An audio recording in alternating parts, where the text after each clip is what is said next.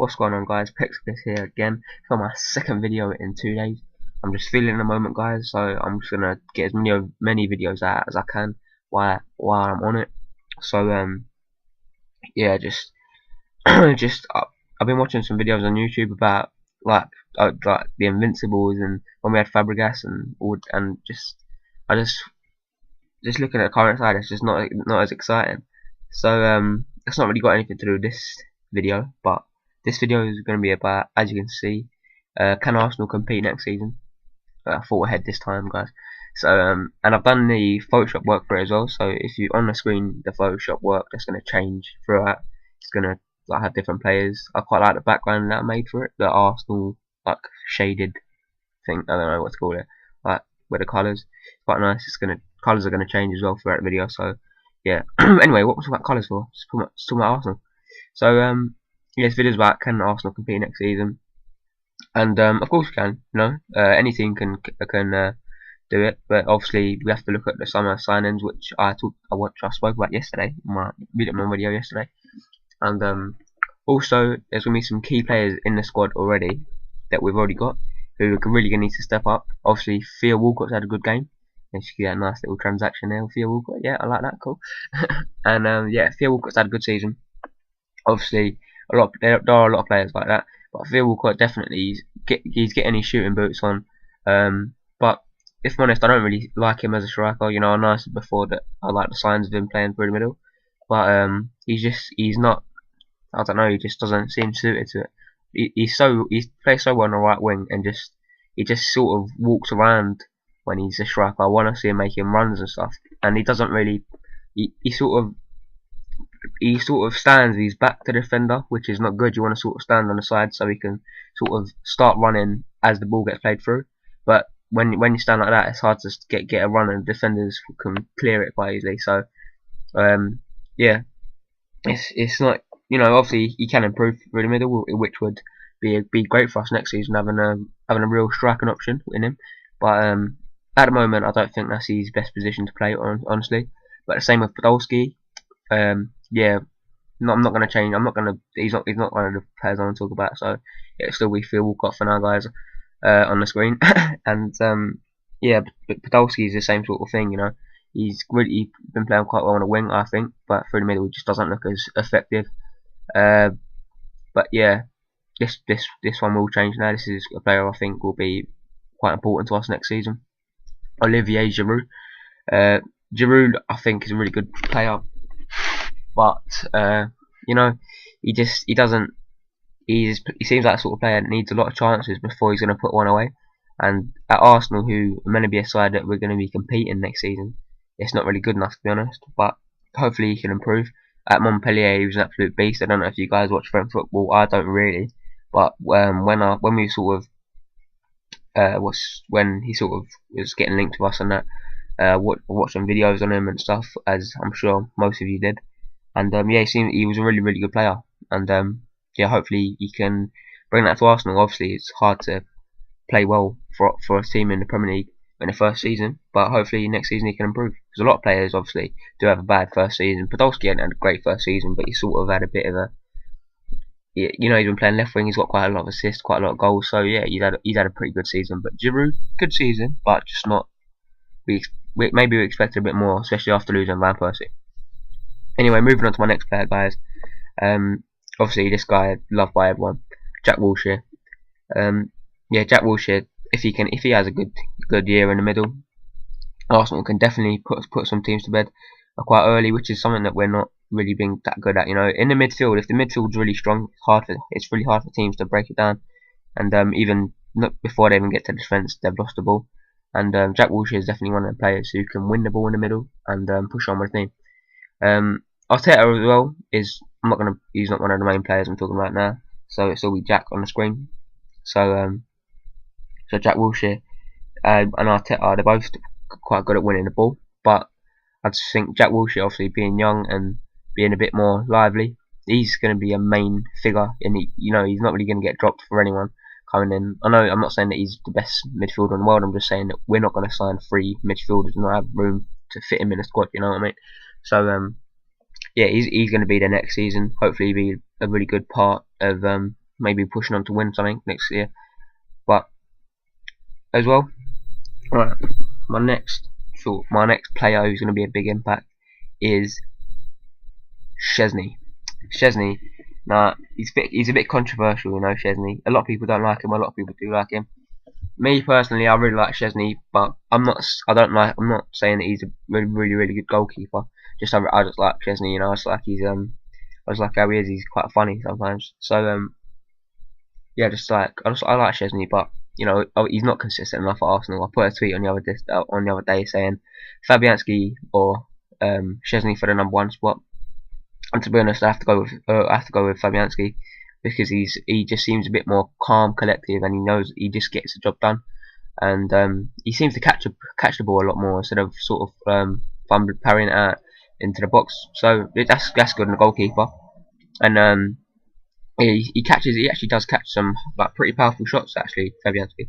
Yeah, I really like Fabianski, but obviously Szczesny, he's only young. Fabianski's getting on a bit now, so I think maybe we don't really need a goalkeeper to bring in this summer, because Fabianski can stay fit and sort of challenge Szczesny for the #1 spot. Szczesny will have some work to do, you know, and maybe just become a bit more mature and just stop trying.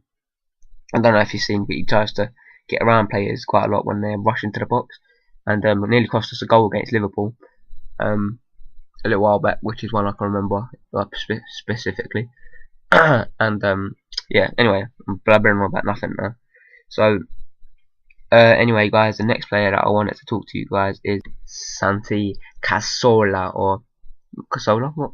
Cazorla, or Cazorla, or whatever you want to call him. It's the same guy, Santi Cazorla is what I'd call him, which is what most people call him. But yeah, he's obviously a really big part of the team, really good creating goals. And for a first season, I mean, he hasn't really done anything wrong, to be honest. Maybe he hasn't really been present in big games, but you know what?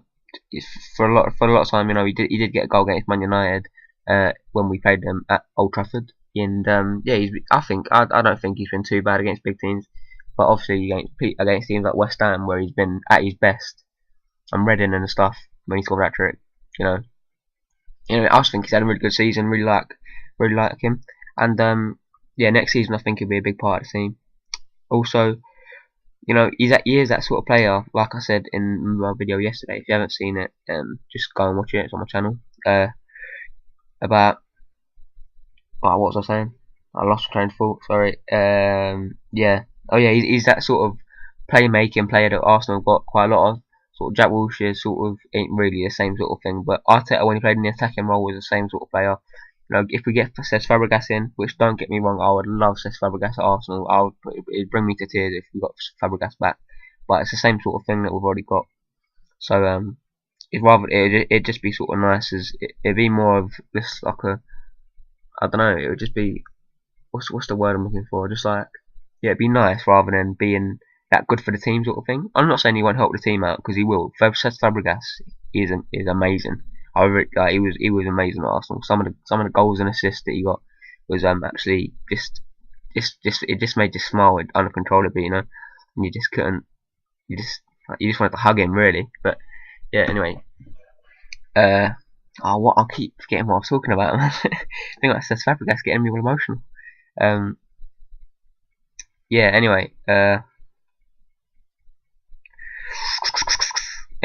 moving on, because I'm just gonna forget about that while I was talking about, because I can't remember, because I was getting carried away. Anyway, so something else we need to do as well to improve next season. We do need to sign some players. I'm not going to go into who we're going to sign, because I went into that a little in more detail yesterday. But yeah, we do need to sign some players. We're not going to win anything with the squad we've got now. And you know, I do think, as I was meant to mention yesterday about Arsene Wenger, but I completely forgot. So yeah, definitely want to keep Arsene Wenger.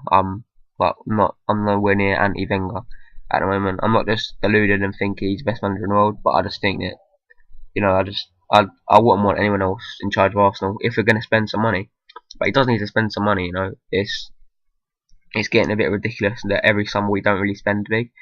But saying that, last summer we did spend quite a bit of money, so I'll give him his due, and we will. Looks like we're going to get top 4 now, so you know it's alright. But top 4. I know it was said by him that that's a trophy in itself, but it's not. It's not a trophy, man. But it's just it's same old thing, you know. We are expected to get top 4, and until we don't, it don't seem like anything's going to change. Hopefully that we do get top 4 and it does change, but you know, if we need to drop out of top 4 for something to change, then so be it.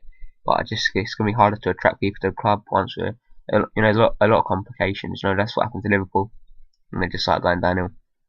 Not offense to Liverpool fans, but you know, it's no surprise that you went downhill after you started sort of declining in the league. You used to be one of the best teams, obviously we all know that. But yeah, anyway, so we do need to sign some players in sort of, and definitely squad depth as well. We don't want to be like in the midfield we've got a little bit of depth, I suppose, but like defence, Vermaelen, Koscielny and Mertesacker are the only centre backs we've got. At right back, it looks like Sanya's going, so it'll be only Jenkinson. Left back, I know we're saying that we've got Monreal now. So actually saying that, Monreal had a terrible game the other day. Who was it against? QPR, I think it was. He just got completely left behind by Townsend time and time again. It was ridiculous. I also wanted Gibbs to get on, but I think Gibbs had something wrong with him, so he couldn't have played.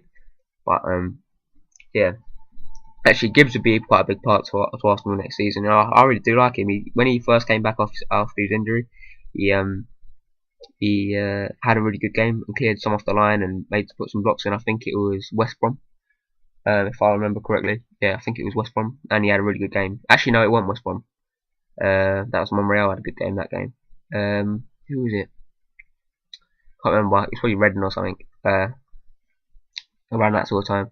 So yeah. Anyway, guys, I think that's about it. I think I covered everything. And oh, the question: can Arsenal compete next season? Yeah, we definitely can. We need to strengthen the squad.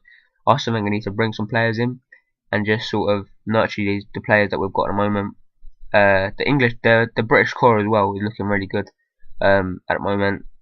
Every player in it is definitely a good player. Maybe Aaron Ramsey shouldn't be getting into the top team as much as, you know, maybe Rosicky should be, in my opinion. And but you know, Oxlade-Chamberlain, great player when he comes on, but you know, he's sort of super sub status for us at the moment, which he'll want to change for himself. But you know, at the moment he is only 19, and he said in the papers that he'd supposed people to be patient with him, and yeah, don't expect too much from him, which we don't expect too much from him. But when he does do something, it's nice. Anyway, guys, that's about it for this video. If you enjoyed this and you like my the little pictures that I put, try and make them a bit more entertaining rather than just have a screen just with a question on. Oh, by the way, the reason I do this is because where I'm not partnered, obviously, I need to get like a thumbnail. Otherwise, it looks just boring. And obviously, when people see a thumbnail, it's much more sort of interesting to see. But it gives me like 3 pictures from the video, and I just pick one. Which one looks the nicest? Hopefully, I'm gonna get the Arsene Wenger one. If not, probably the Theo Walcott one's quite nice. But yeah. Anyway, guys, if you enjoyed this video, please leave a like. Because that really helps me. Just yeah, it don't take long. Just click the button, and I just know people are watching and enjoying it. Also, yeah, that's about it really. Subscribe and comment. Yeah, right. Bye. Bye.